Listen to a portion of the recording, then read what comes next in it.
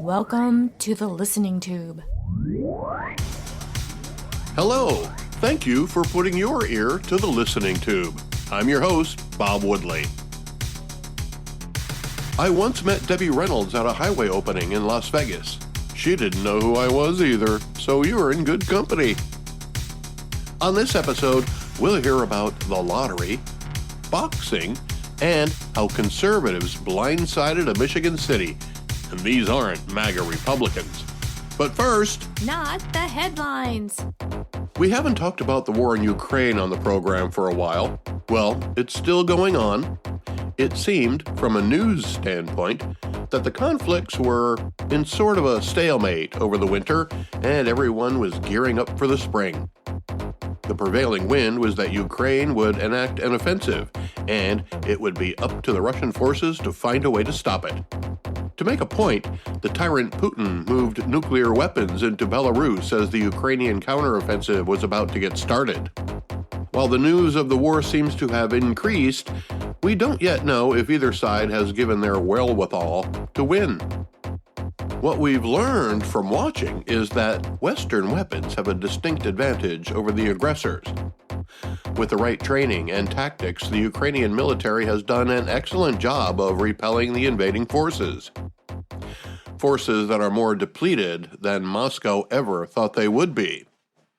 Once we give the Ukrainians fighter jets, the tide will turn. How Putin responds will be an important point in world history.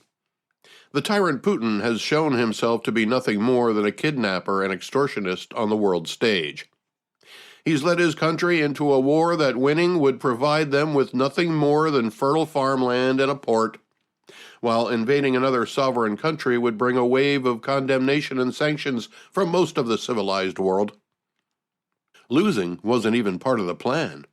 As you may recall, the tyrant Putin thought the invasion would be over in a few weeks, and his forces would be greeted as heroes. While Putin keeps throwing his own people at the war he started, he also has imprisoned many Ukrainians, as well as vast numbers of children who will no doubt grow up in Russian schools now instead of Ukrainian schools. Let's not forget them, or the 22 people facing trial in Russia accused of terrorism. Normally, people who are captured during wartime are classified as such and not subject to trial unless they committed a war crime. All is fair in love and war doesn't always apply, according to the Geneva Convention. So who are these war criminals facing trial in a Russian court? What sort of atrocities did they commit to be so damned for something they did during war? How could they have done something so heinous that even the Russians find it to be beyond the limits of war itself? Do they even deserve a trial? Well, let's take a look at it. Right off the bat, two of the group who were captured and categorized as part of the same group were used in prisoner exchanges.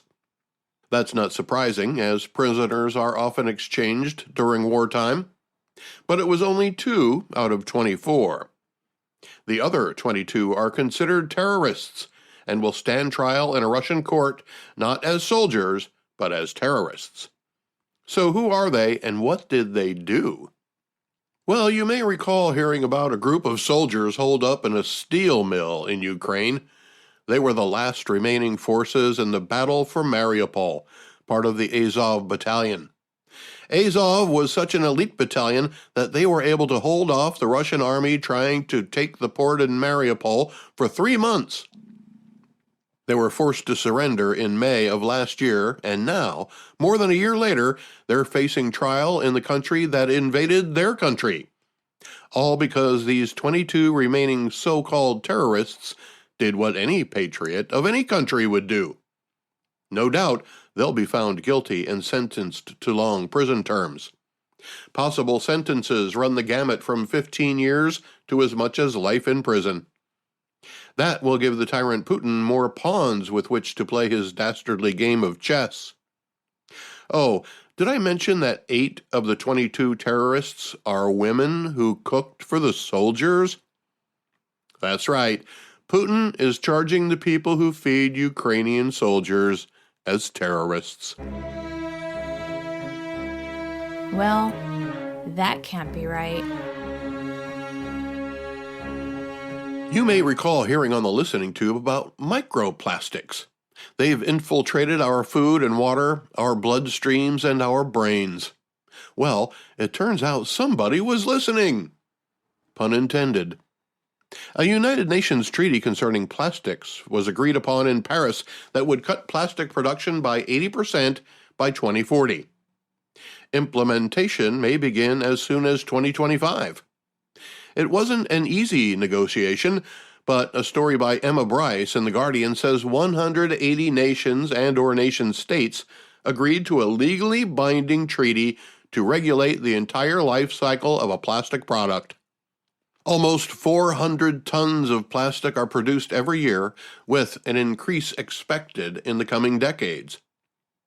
Already, our oceans are littered with an estimated 14 million tons of plastic a year. The story didn't say, but I would imagine that a lot of it is for consumer packaging. Plastic beverage containers line the giant coolers at every convenience store, rows of consumer goods at each supermarket encased in plastic. Plastic bags are still used in most parts of the country to take home your plastic packaged goods. Plastic is dominant in the interiors of cars and airplanes, but they have a longer usefulness to us than the one-time use plastic soda bottle or margarine tub or ketchup bottle.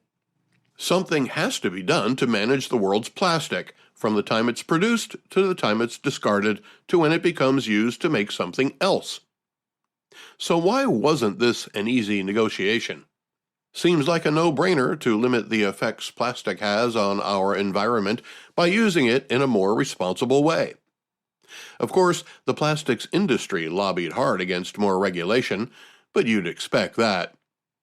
Delegates also heard from a variety of non-government groups like civic organizations, scientists, and people who rely on plastic waste to eke out a living by harvesting it. The story called them waste pickers. They were given limited seating in the room as compared to the people who are creating the plastic. There's a long history of people relying on disposed-of plastics to make a living. People in the Philippines were known to go through piles of trash to find plastic bags they could wash and resell as far back as the 1980s. Apparently, it's enough of an occupation that the UN felt compelled to recognize their opinions. As it turns out, they say if the rest of us got our wish and eliminated single-use plastic products, they would be deprived of earning a living. But the problem has got so bad on some South Pacific islands that the largest mountain on the entire island is the pile of empty soda bottles. Once they're brought to the island, they have nowhere else to go. There's no mechanism to manage the product once the consumer purchases it and throws it away, and the plastics industry isn't convinced it's their responsibility to manage that. But the agreement just made is only an agreement on what should be included in the actual agreement. Don't ask me, I don't know why the UN has an extra step, but the trail has been blazed for where the world wants to go when it comes to plastics and the processes of making it, the forever chemicals involved in the process, and how it's managed post-consumer. Illinois has become the first state to outlaw the banning of books by libraries. That's the same state where it seems like dozens of people are shot every weekend. But the taxpayers of Illinois can be proud of their state legislators and their governor passing a redundant law for the political theater not quite worthy of a Shakespeare play. As a side note, my word processor just told me I spelled Shakespeare wrong, when in fact Shakespeare himself spelled it at least 3 different ways. 2 examples of overcorrecting where no correction at all is necessary. The first being the Illinois law against banning books. We already have that. It's called the First Amendment to the Constitution of the United States of America. Illinois' law will cut off state funding to any library in the state that even tries. The governor of the state made the redundancy of the law perfectly clear when he was quoted by CBS Chicago as saying, "Book bans are about censorship, marginalizing people, marginalizing ideas and facts. Regimes ban books, not democracies. Well, that's right, Governor. Our Constitution makes that perfectly clear. So why did Illinois think they needed a law about it? While the story originated from CBS Chicago, the story I read came from the Associated Press. The story said, the new law comes as predominantly Republican-led states continue to restrict books some consider offensive in schools and libraries across the country. Before I go any further, let me make it clear right now that there is no such thing as a banned book in the United States of America. There are age restrictions on some types of material, such as pornography or graphic descriptions of it. Most Americans agree that kids should be protected from certain content. The line in the AP story is correct. It says, restrict books some consider offensive. And that's exactly what has been done since I was a kid. That's nothing new. But activists use the word ban because it sounds a lot worse if you put it that way. It's another way the media is used to try to manipulate us. Make a law against something that's not happening and tout your success as thwarting some sort of imagined authoritarianism. Patting yourself on the back for solving a problem that only existed in your mind. So, what are libraries in Illinois supposed to do now? How can they fit every book in every library? We are not saying that every book should be in every single library, said Illinois Secretary of State Alexi Giannoulias, who, according to the story, is also the state librarian. Alexi also was the driving force behind the legislation, which was defined in the statement, what this law does is it says, let's trust our experience and education of our librarians to decide what books should be in circulation. I don't know about you, but it sounds to me that the power of deciding what books are in your local library and the library at your child's school now lies with the librarian. That means that in the state of Illinois, only librarians have the power to legally ban a book. They do, however, have rules to follow, as the Illinois law mandates that the librarians follow the American Library Association guidelines, or the misnamed Library Bill of Rights. There are 7 of them. Here they are. 1. Books and other library resources should be provided for the interest, information, and enlightenment of all people of the community the library serves. Materials should not be excluded because of the origin, background, or views of those contributing to their creation. That sounds fair. The extent to which those resources can be provided will depend on the size of the library. 2.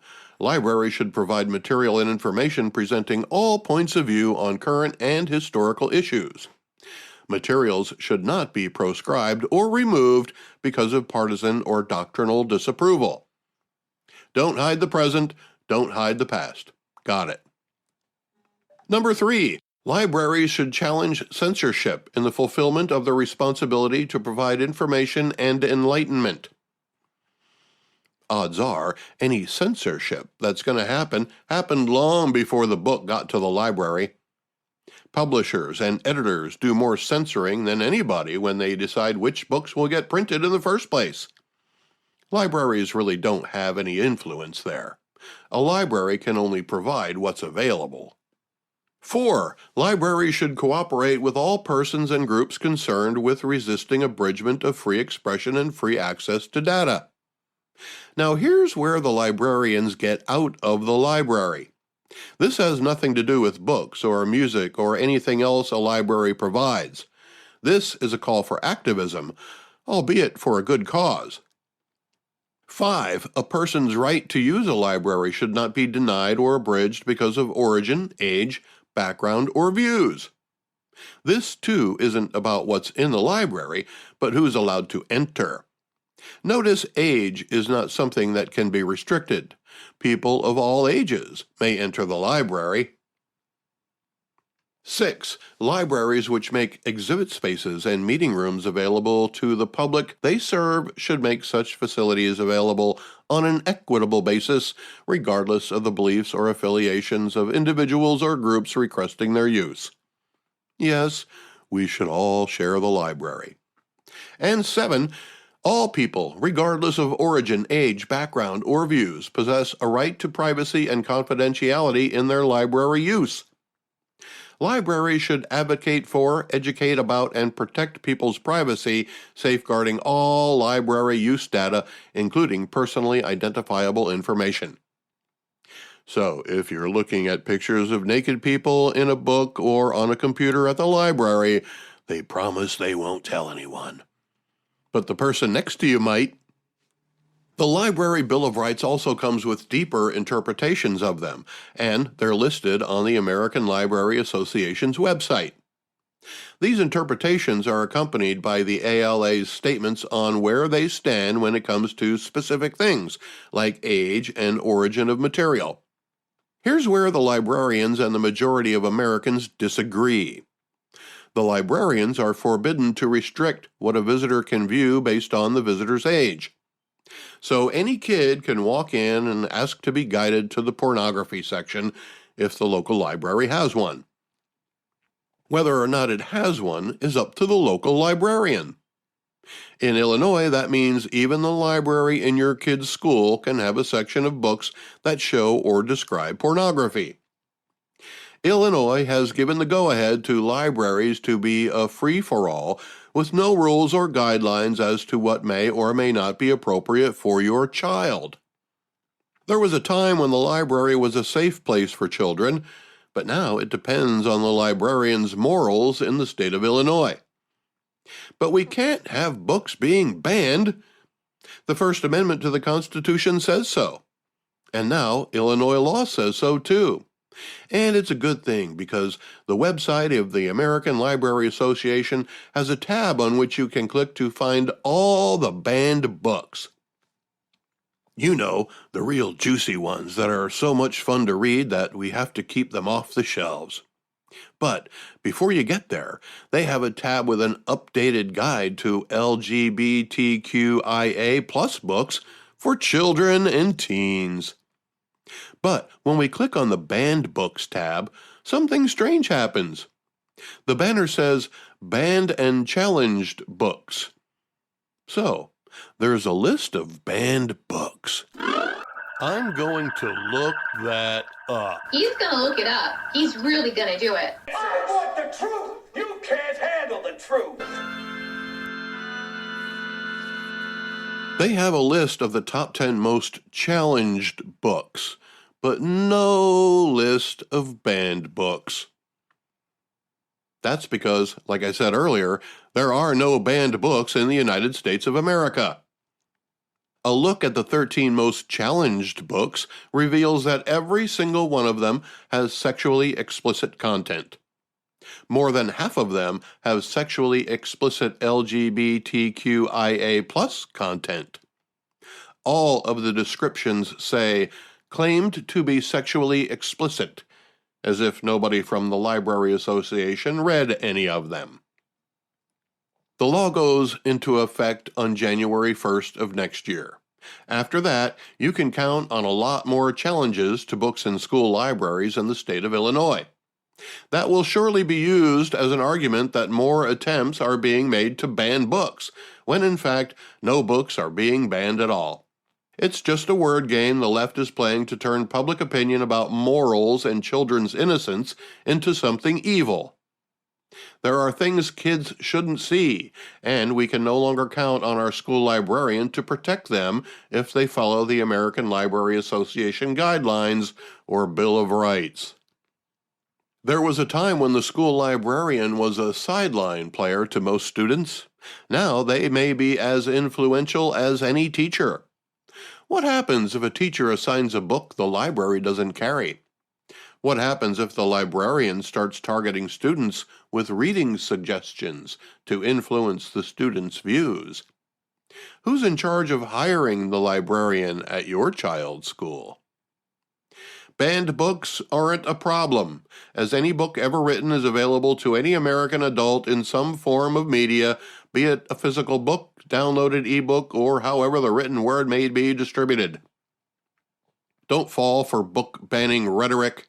Even the American Library Association can't name a single banned book, even though they have a category for them on their website.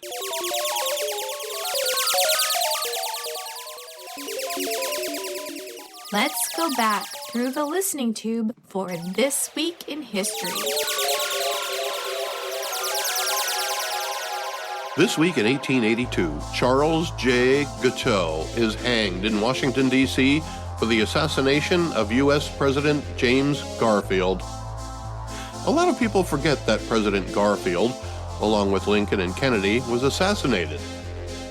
Unless your mom went to Garfield Elementary School the year it burned down, then you never forget it. This week in 1886, the first transcontinental train trip across Canada departs from Montreal. It arrives in Port Moody, British Columbia on July 4th. Port Moody? How the hell are you supposed to prepare for arrival at a place called Port Moody? Did you have the option of just staying on the train? No, Martha, really, it's fine. I'll just eat my sandwich right here. This week in 1943, Tokyo City merges with Tokyo Prefecture and is dissolved. Present-day Tokyo is not a city at all, but an area of Japan that includes 26 cities, as well as 23 special wards, 62 municipalities, 5 towns, and 8 villages, all of which have their own governments. It's a relatively large area for Japan and one of the world's densest populations.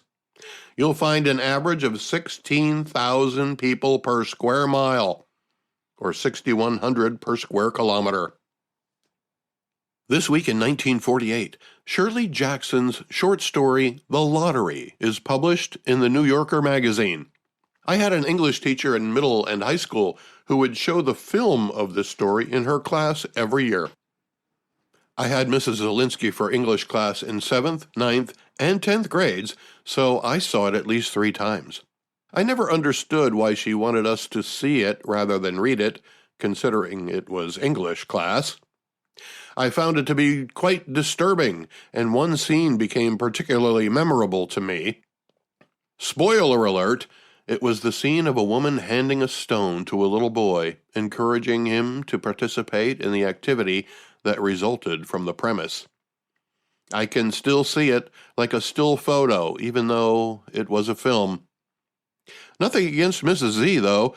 She was a delightful teacher who loved the English language, and she not only let us, but helped us discover all the different ways reading and writing and speaking can add value to our lives.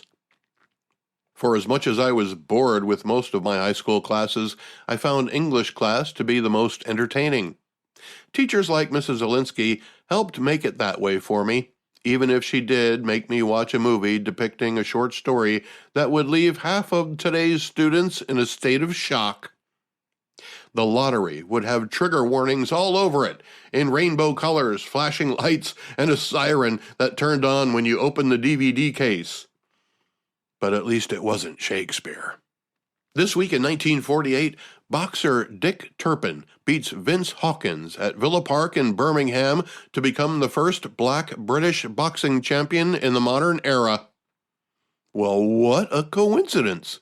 My favorite British boxing champion is also black. Lennox Lewis. What a dangerous gentleman.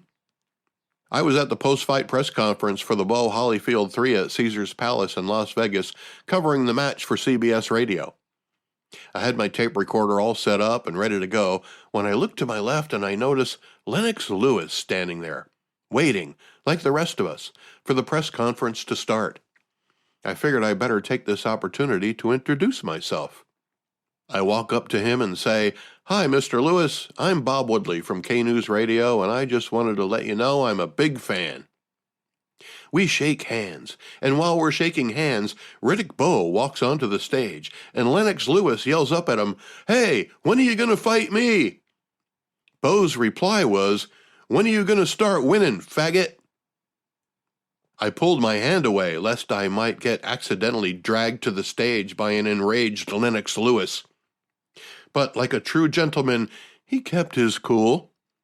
Plus, Lewis already beat Bo before as an Olympic athlete at the 1988 Seoul Games. Lennox Lewis was so good at boxing that both Riddick Bowe and Mike Tyson refused to fight him until they ran out of excuses. In fact, Mike Tyson gave up the heavyweight title rather than fight Lennox Lewis. After our handshake, Lennox Lewis went on a winning streak. I'm not saying it's because of our handshake, but that doesn't mean Lennox Lewis isn't saying it. So, for the record, Mr. Lewis, if you're wondering who the white guy was who was shaking your hand when Riddick Bowe called you a faggot, and if that moment changed the trajectory of your career, it's me. I'm the white guy who was there at that moment. This week in 1963, zip codes are introduced for the United States mail. What's the most famous zip code in America? Is it Beverly Hills 90210? Or is it this?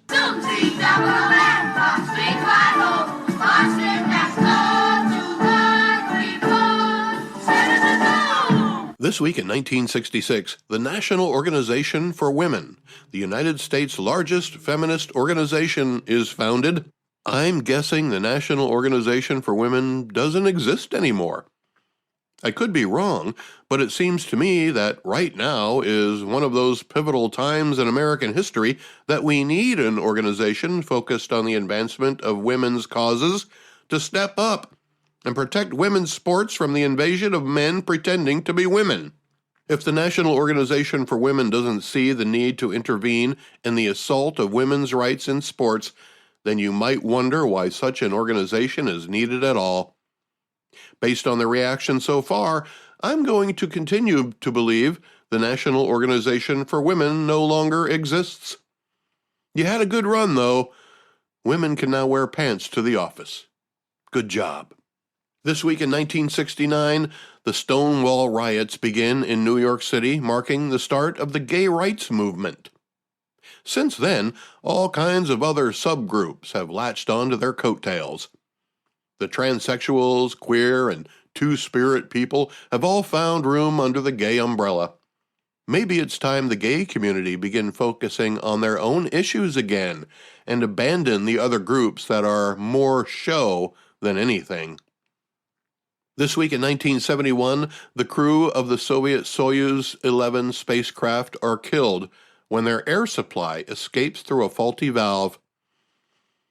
That's the exact opposite of what happened to the people on the Titan submersible in the North Atlantic Ocean last week. This week in 1978, the rainbow flag representing gay pride is flown for the first time in the San Francisco Gay Freedom Day Parade.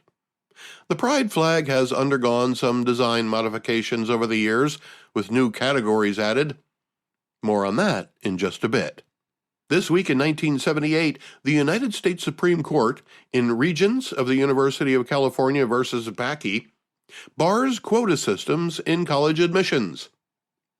This week, the U.S. Supreme Court is once again looking at a similar system, that of using race as a factor in admissions at all.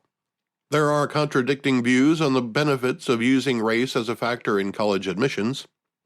The colleges and universities love the idea, as it gives them an excuse to create a diverse student body.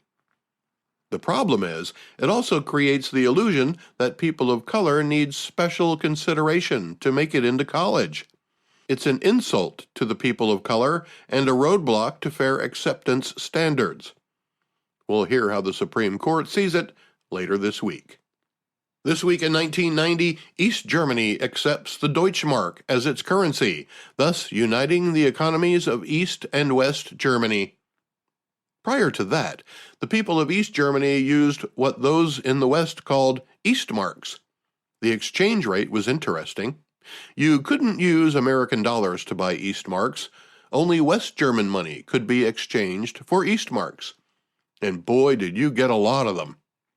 I literally had to buy another wallet while in East Berlin just to put all of the East German money in. Both of those currencies have since been replaced by the euro. However, I still carry a 1 Pfennig piece in my wallet. A Pfennig was the West German equivalent of an American penny, but only worth about a third as much at the time. Even though a Pfennig had little value, not having one could cost you plenty. Because in West Berlin back then, anyone in a bar could call a Pfennig check. Anyone who didn't have a Pfennig was responsible for buying the bar a round of drinks. Because I'm cheap, I still carry a Pfennig in my wallet, just in case. The listening tube will return at the speed of sound.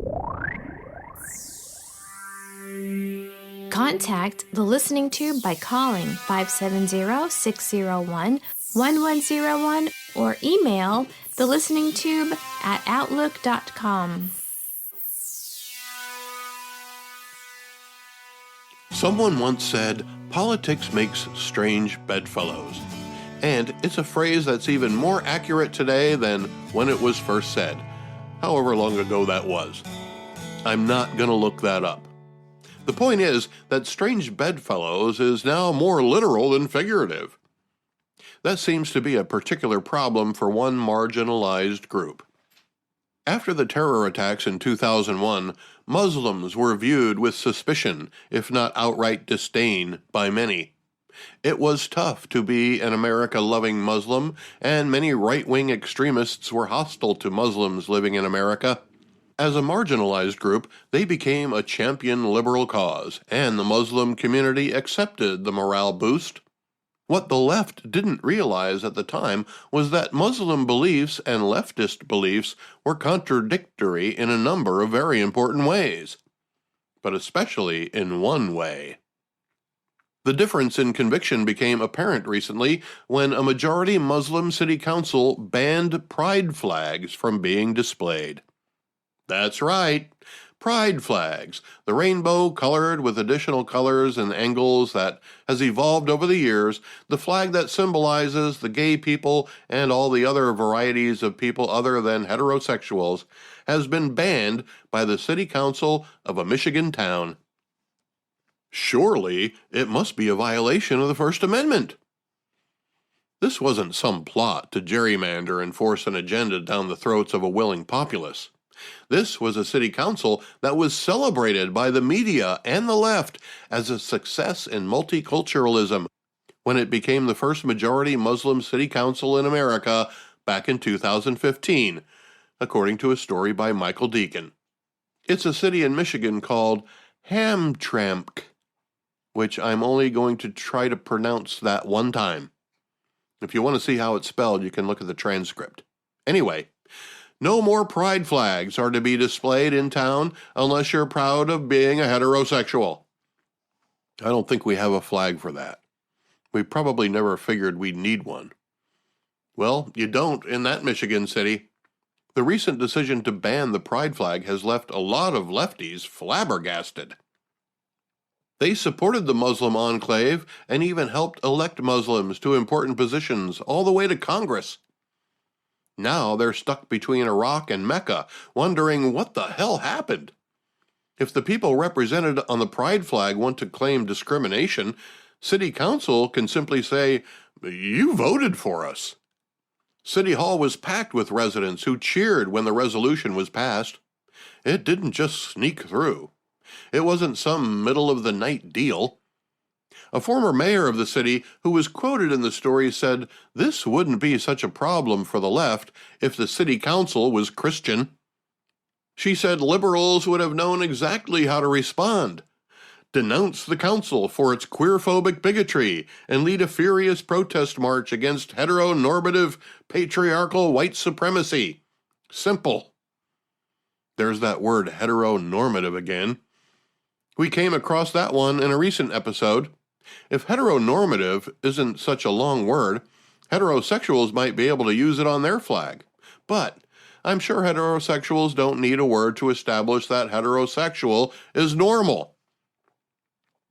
Personally, I don't see how heterophobic people didn't see this coming from a mile away. It only takes a brief look at laws in Muslim countries concerning sexuality. According to USA Today, in Yemen, if you're a single gay guy, you can get 100 lashes or a year in prison, whichever you might enjoy least. If you're a married gay man, death by stoning. Gay women get up to 3 years in prison. Boy, talk about sexual discrimination. In Iran, a man was hanged for having gay sex in 2019. Death by stoning is also the preferred punishment in Mauritania. In Qatar, gay sex will get you 7 years in prison, but extramarital sex of any kind is punishable by death. Is it any wonder a city council of Muslims would outlaw pride flags? Couldn't heterophobics recognize that Muslims might be more conservative than Christians? There's certainly plenty of evidence to support the possibility. The possibility also exists that there are Muslims in America who are gay, and they came here so they could be without the possibility of the death penalty hanging over them, preferring something else to be hanging over them. So in that sense, someone who practices Islam would probably be less conservative and more liberal. But we certainly can't assume all the Muslims in this Michigan city are homosexuals or some other category represented by the pride flag. The cheering that occurred when the resolution was passed would be evidence that most are not. This turned out to be a terrible miscalculation by the Liberal Party planners. The Muslim City Council that was celebrated by the left is now in charge of the celebration, and one of the left's most championed subcategories is no longer invited. To the Muslim City Council, the people represented by the pride flag are the pork chops of the potluck that is the Democrat Party. The big tent may have got too big, and now the party that wants you to fly your own flag has found some of the flags don't get along. The winds of change may be blowing those flags in different directions. Sure, politics and religion shouldn't influence each other, but they do. How will a Muslim city council in Michigan that bans the pride flag affect the next election? How will the lines be drawn moving forward? Will the left abandon Islam as it has Christianity? Will the people represented by the pride flag become Islamophobic? Are Muslims homophobic? Will the Democrats cast out the Muslims for their conservative values? The liberals have tried to pull so many minorities into the tent that they forgot to check their credentials at the door. It turns out, just because you're a minority doesn't mean you're liberal. The left learned a valuable lesson from a town in Michigan. Wait until they find out how conservative Mexicans can be. Yeah, right there. Okay, let's try it. Mexican Americans don't like to just get into gang fights. They like flowers and music and white girls named Debbie too. Mexican Americans are named Chata and Chela and Chema and have a son-in-law named Jeff.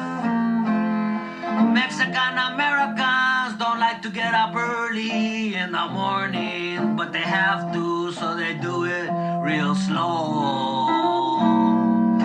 Mexican Americans love education, so they go to night school and they take Spanish and get a B. Yeah, leave that in. Mexican Americans love their nanas and their nonos and their ninas and their ninos. Nanu, nanu, nina, no, no. The Listening Tube is written and produced by yours truly. Copyright 2023. Thank you for putting your ear to the Listening Tube. Subscribe today. I'm your host, Bob Woodley, for Thou Ad Infinitum. Oh, that's good. Pretty good, huh? It's like a protest tune, man. Yeah, I dig that, man. Yeah. But you know, while you were singing that, I wrote another tune, you know? Oh, yeah?